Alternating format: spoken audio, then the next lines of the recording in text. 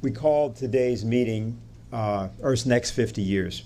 And Lyndon LaRouche created something many years ago among a group of young people called the Basement Team. It's a group of people that he worked with from the time they were in their late teens, early 20s, to develop a new capability for the United States and also for the world in terms of scientific research and development.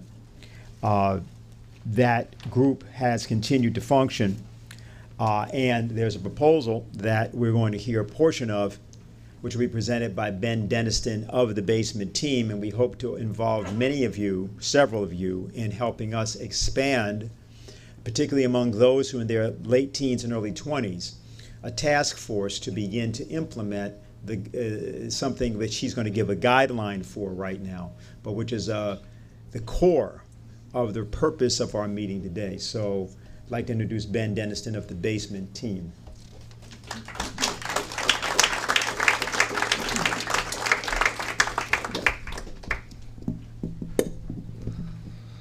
Thank you, Dennis. Definitely glad to be here today with everybody.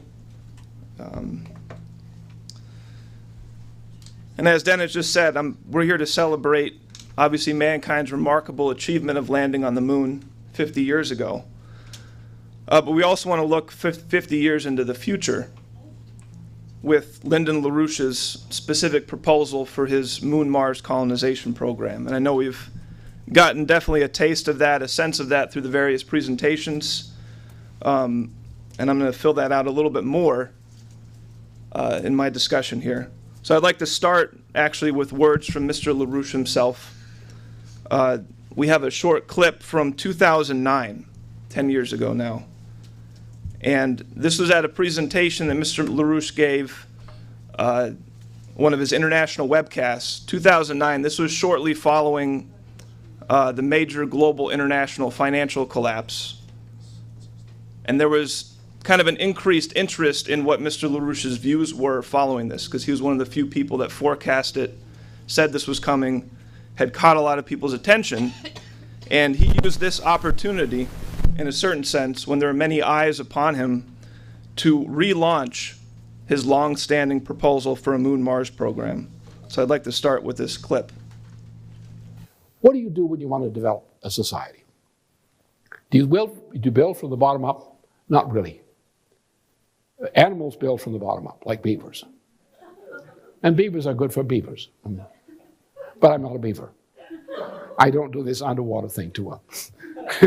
I get cold, you know. Anyway, so what we do is we simply take it and go to a space program.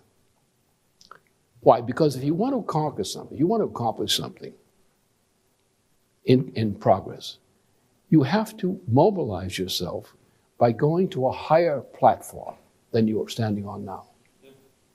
Go beyond, go in the imagination, beyond what you think you should be doing now, and go to a higher level. Because remember, progress is something of building for the future. So to build for the future, you have to define the future. You have to define your destination. Building for the future, you're talking about generations. Generally, at least 2 generations. You're talking about 50 years ahead. So look at the horizon. Where do we want to be 50 years from now? In terms of technology, in terms of effects for humanity. Good people can understand 50 years. It's a short time. Some people live 50 years, even these days. It's a short time. So look 50 years ahead. Well, I say 50 years ahead, we're going to be on Mars. And we would define where we are today by defining the objectives we have to fulfill to get to Mars 50 years from now. We have people left over from 40 years ago who were thinking in this direction. And even some people were still thinking in that direction, even in the early 1980s, as I was, and before. Now, 40 years later, a younger generation has no knowledge of this, or virtually no knowledge of this. And yet this younger generation, people who are now in their 20s and 30s, young 30s, are the people who are going to have to decide this and decide on it, because they're the adult generation which is going to decide on this thing. We, therefore, as a nation and a people and among nations, have to see this objective that we're going to reach within 50 years. Now, we're going to then think about the technologies that will get us there, and we're going to think about the technologies we are going to need when we arrive. So that's the theme of this presentation. We're going to look at the present today, the present requirements for mankind globally as defined by this 50-year perspective, this 50-year, two-generation future mission.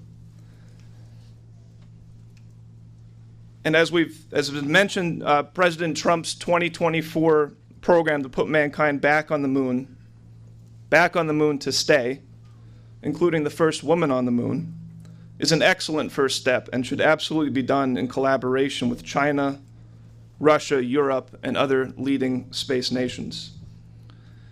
And in the United States, after decades of devastating underfunding and 2 recent presidential terms of complete disorientation when it comes to space, to put it lightly, we're finally starting to get back on the right track. But we do have to admit, succeeding and returning to the moon by 2024 is going to be a major political fight in the United States that we're going to have to really get behind. Not only a fight against those who refuse to fund this program, but really a fight against now 2 generations of pessimism, of cultural pessimism. Pessimism about the very basic notions of human progress as typified by the space program. So with that in mind, let's look at LaRouche's 2-generation perspective on a Moon-Mars program. 50 years from now, we want to have mankind on Mars. And in LaRouche's view, we want to be developing a colony for the most advanced scientific exploration and research. As Mr. LaRouche defined in the 1980s, this Mars outpost is designed to support new scientific capabilities, including the most revolutionary advanced observation systems, which are going to be required to push the highest frontiers of fundamental science, push to new domains of fundamental scientific discovery. You define the whole thing around pushing mankind to the next frontiers in mankind's basic knowledge about the organization of the universe. So what's needed? So what infrastructure do we need to do this? This is a huge endeavor. This isn't just sending a couple people there and then bring them right back. This is supporting and sustaining a growing colony. Well, fusion propulsion is going to be absolutely key. And Helga mentioned this earlier. With present technologies, getting to Mars takes hundreds of days. 200 days is a fair estimate with current technologies. A trip length that is very dangerous and damaging to human beings, given both the zero gravity and the high radiation environment. Nuclear fission systems, fission propulsion, can help things a little bit, but Mr. LaRouche defined the real goal as constant acceleration for half the trip, constant deceleration for the second half of the trip, at a rate which would create an environment of 1 Earth gravity, artificial environment felt by the people riding on that spaceship. And this would reduce the time from in the range of half of 1 year down to a few days travel from, say, lunar orbit to Mars orbit. And for fusion propulsion, we want to look to the best available options for fusion fuel to support this. And we want to look to a special isotope of helium called helium-3, which is really the best ideal option for fusion propulsion systems and for advanced power systems. And although helium-3 is incredibly rare on Earth, it's actually relatively abundant on the lunar surface. And now for many years, for decades actually, leading scientists in the United States, in China, in Russia, in India, in Europe, and other leading nations have promoted the idea of mankind returning to the moon, mining helium-3 from the moon for fusion power on Earth and in space propulsion. And it's been noted that even by current estimates, which are a bit rough, there's enough helium-3 on the moon to power the Earth for thousands of years. And this immediately takes us to what we were just discussing with Croft Erica's beautiful and visionary program for lunar industrialization. The mining and the industrial development of the moon, bringing the moon into mankind's sphere of activity of development. Not only does the moon contain this unique fusion fuel, helium-3, but once we could actually get mining, manufacturing operations up, operating on the lunar surface, it's actually going to be far more economical to construct and lift material from the lunar surface into orbit than lifting it up off the Earth itself, because the gravitational potentials are so vastly different. And as much as possible, we want to be building the systems to go to Mars. 1G fusion acceleration systems taking dozens, hundreds, potentially thousands, up to thousands of people to Mars, built with material mined, constructed as much as possible from the lunar surface.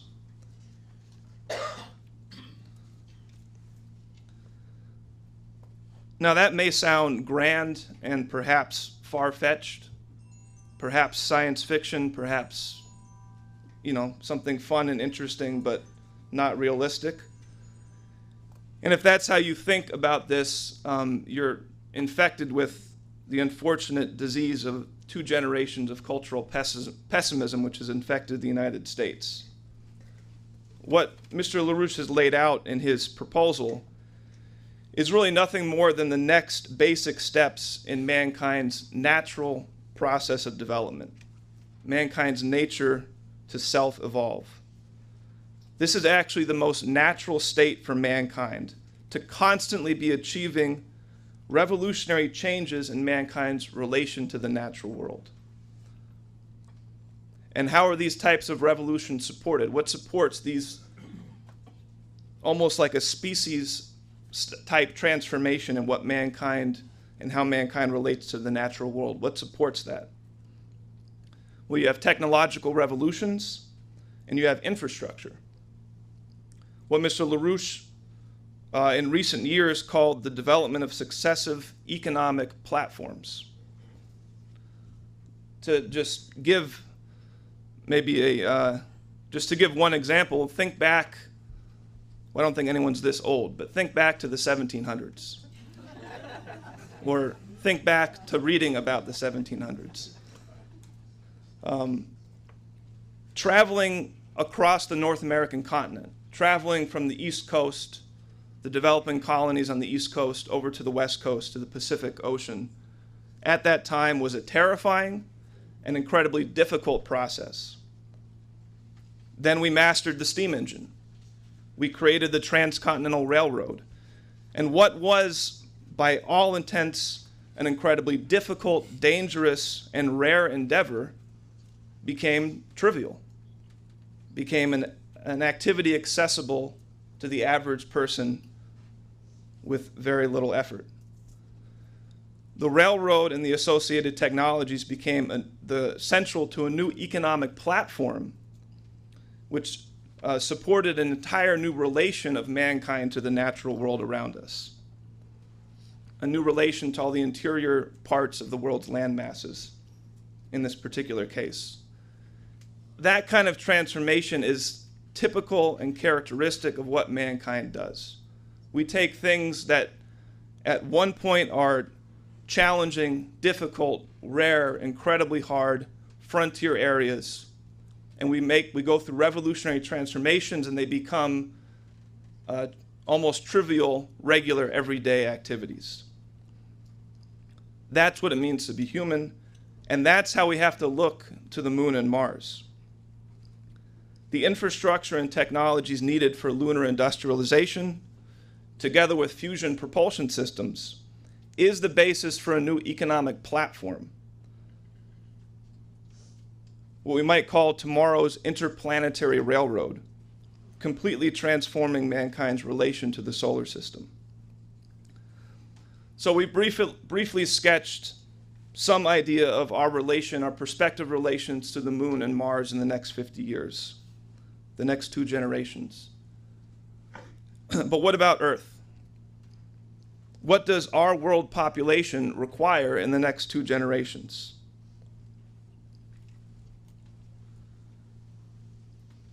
Well, according to the United Nations populations projections, they estimate there will be somewhere in the order of 9.5 billion people on this planet in 1 generation from now, by 2045. And 10.5 billion people 2 generations from now, by 2070.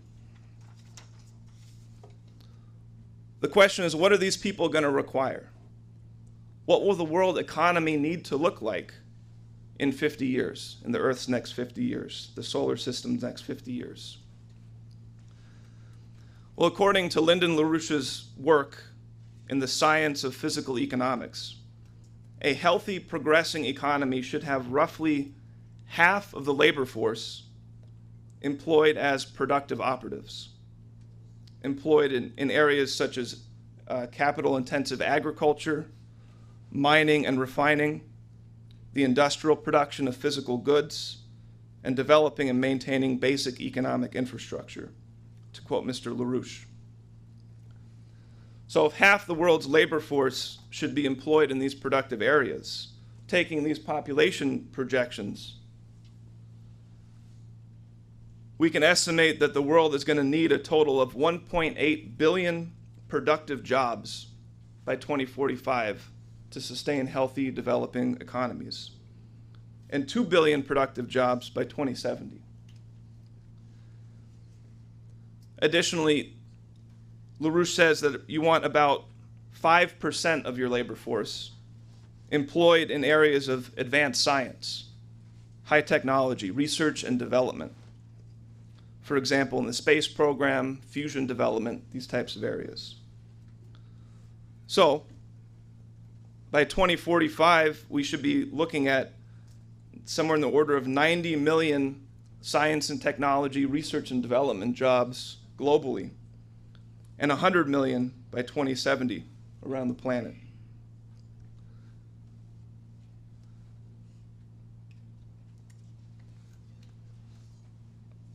Returning to the idea of mankind's needs in 2 generations, one of the most critical elements is going to be energy, which should always be approached in terms of LaRouche's notion of energy flux density.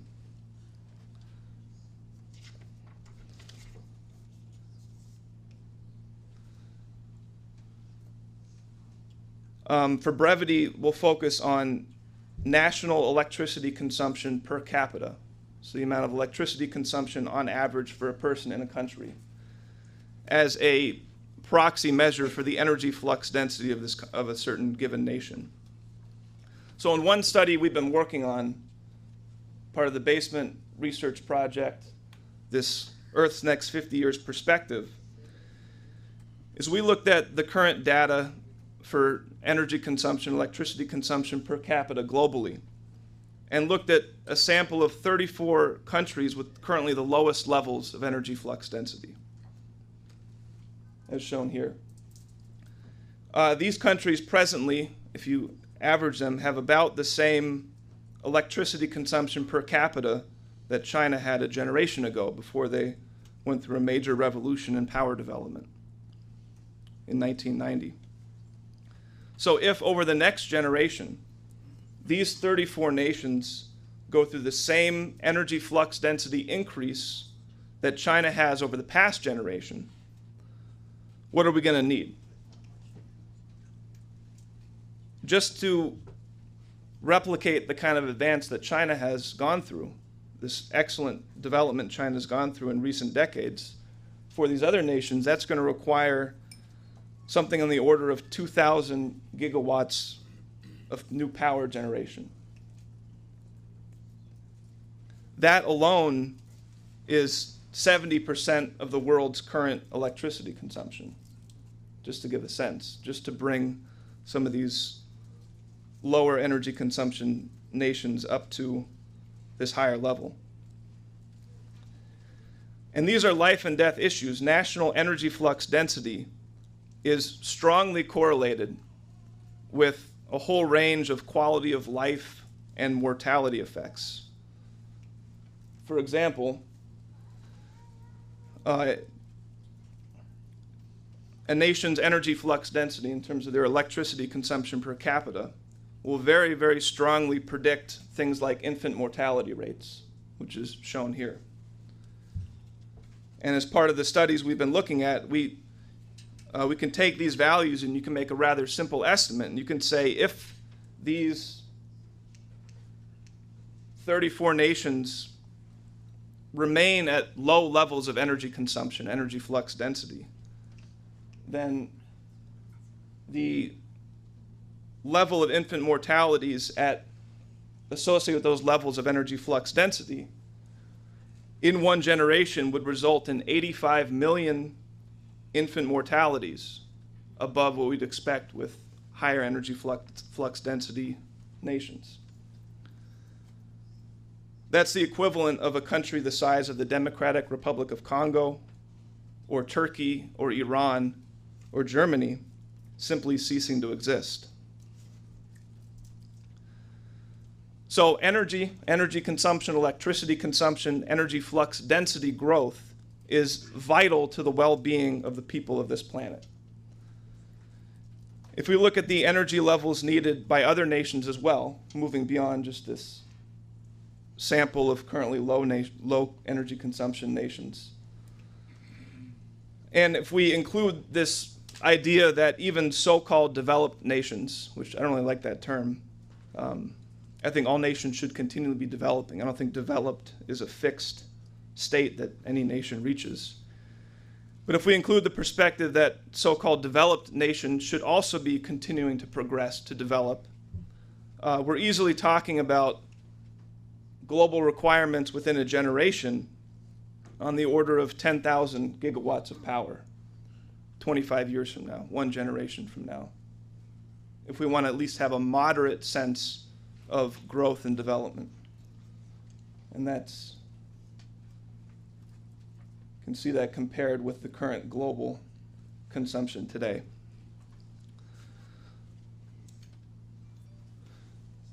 Additionally, we can look at a whole array of other considerations. You can look at the rail requirements for development, which for time's sake, I'm not going to get into. Water is a major issue globally. We're going to have to go through major programs to develop the fresh water needs to support the world population. So when we take this generational perspective, when we take this 50-year perspective, looking at where we need to be, where the world should be, one generation, 2 generations from now, what are the basic development requirements? The picture really is immense. Thousands upon thousands of gigawatts of power, hundreds of thousands of kilometers of high-speed rail lines, massive freshwater development projects throughout the planet. And those would just cover some of the basic infrastructure elements of water, power, and transportation. Obviously, much more will be needed together with that. So when you look at questions like this, foolish people will say, well, we can't afford a space program given all of these requirements. And they couldn't be more wrong. The reality is we can't afford not to have a space program exactly because of the requirements of mankind on this planet over the coming generations. And not just a small-scale operation like we've had in recent decades in the United States.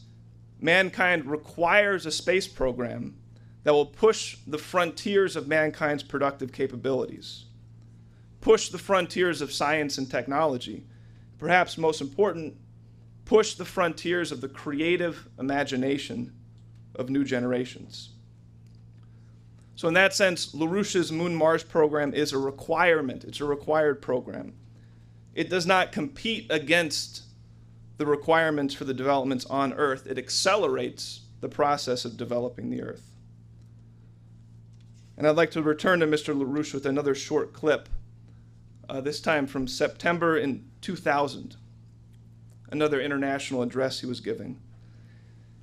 And he summarizes his earlier 1980s argument for the space program to become a joint cooperative economic driver between the Soviet Union at the time and the United States at the time. Why don't we go back to the space program of Kennedy? And let's do what we proved with Kennedy. Remember, according to the estimates which were made in the middle of the 1970s, the United States got more than a dime of additional GNP out of every penny the United States invested in the space program, the Kennedy space program. The point is that since increases in productivity come directly only from improvements in technology derived from fundamental scientific discoveries, the higher the rate you convert fundamental physical discoveries into practice, the greater the rate of increase of productivity per capita of population and per square kilometer of area. The problem of both the Soviet system and our own, though in different degrees, I said at the time, was that the United States was not generating a rate of net growth in physical productivity sufficient to maintain the economy. Therefore, we needed a program for forced draft, science-driven, technological progress with some mission, like the moon mission, but as a byproduct of that mission, such as the moon mission, we would generate spillovers in terms of technological progress by such a crash program to put the United States economy back on the plus side in terms of net growth.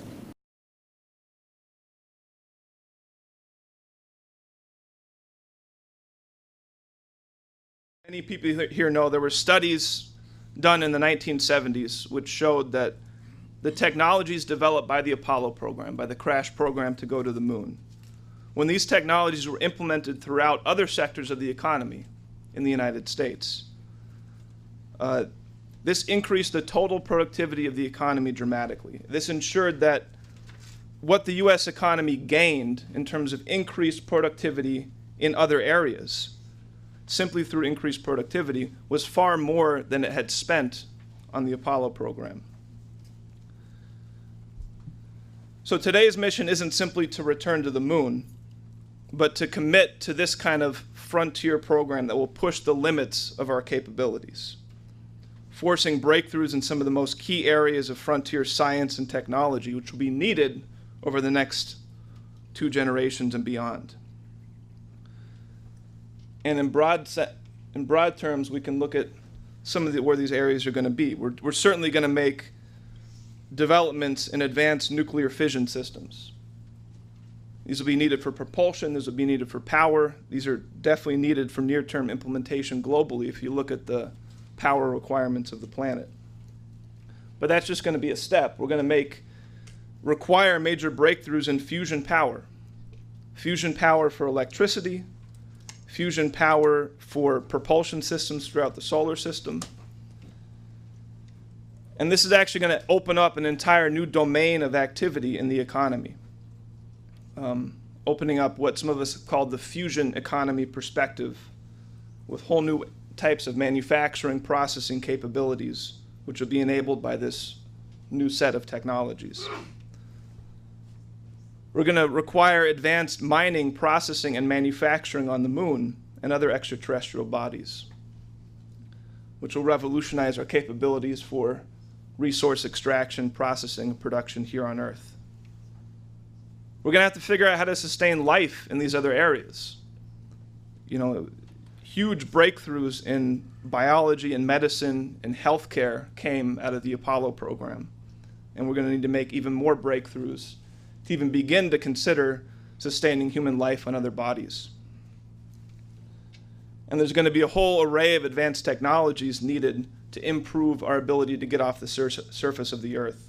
New space launch technologies, space planes, scramjet technologies, etc. And all of these will have dramatic benefits back on the economies throughout the earth. And all of these will accelerate the ability to provide the needs, power, water, energy, industrial production capabilities back on earth over the next 2 generations. So this is our perspective, defining a realistic goal for mankind in the solar system 2 generations from now. And starting from there and tracking backwards to the present, mapping what do we need to do step by step to achieve this mission 2 generations from now. And this emphatically includes the development of both the productive powers and the creative imagination of younger generations. Just as President Franklin Roosevelt created his Civilian Conservation Corps system in the 1930s United States to train and develop the youth at that time, today we need to be looking at reviving those types of programs, asking what do we need to do to upgrade the skills, the capabilities, and the creative passion of the younger generations to ensure that they're committed to completing this mission. And with that, I have one last clip from Mr. LaRouche from 2009, from another international address he gave that same year, where I think he sums up this core issue in a very profound way. So, let's take the space program.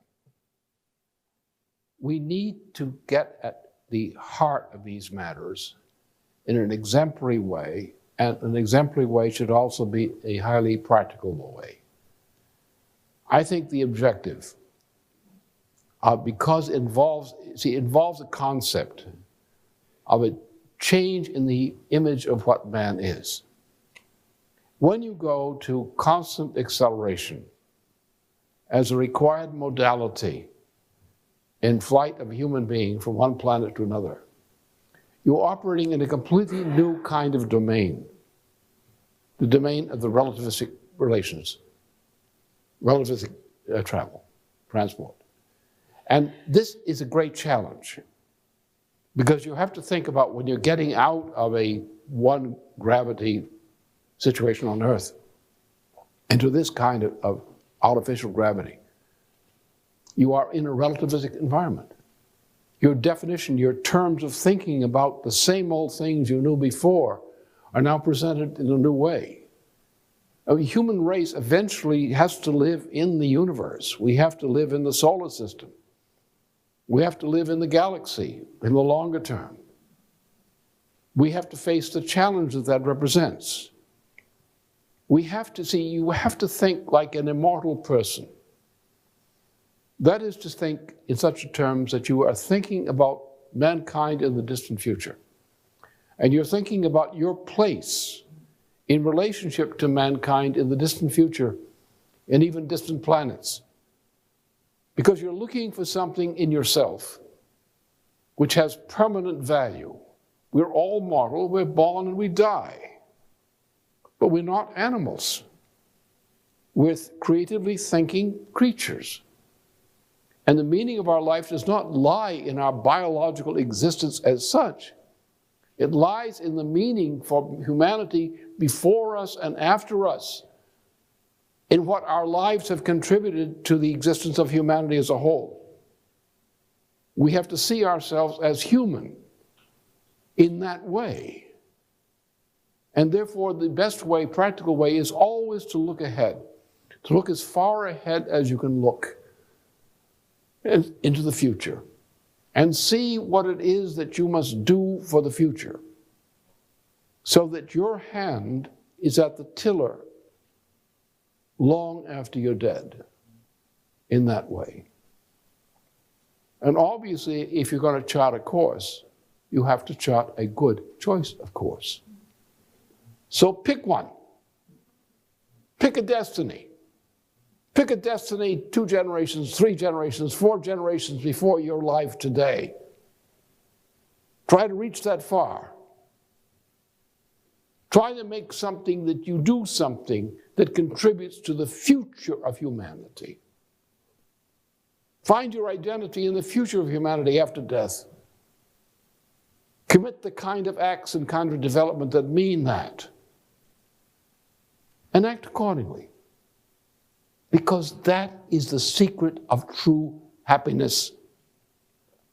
That is the pursuit of happiness as understood by Leibniz, as recorded in his second reply to Locke, which became the cornerstone of our Constitution through first the Declaration of Independence, where it is the meaning of our existence as a nation, and was reflected again in the preamble of the Constitution in its own way. We have to be immortal. We have to be immortal by assuming immortal responsibilities. Reach beyond our own life to what we can do now, which will touch in a beneficial way generations of people after we're dead. In that way, you know you're immortal. If you think like that, you know you are immortal. If you can act like that, you do even better.